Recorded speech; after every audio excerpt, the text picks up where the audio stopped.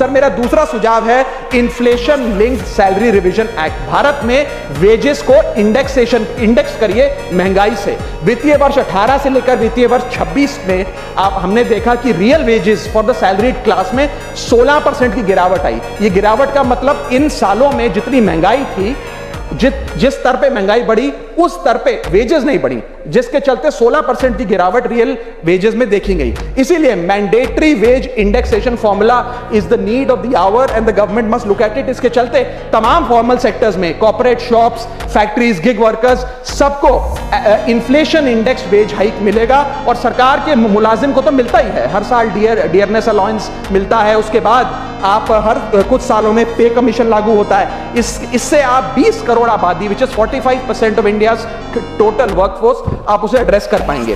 Sir इसी के साथ साथ मैं बताना चाहता हूं कि दुनिया के कई देशों में यह पहले से ही लागू है।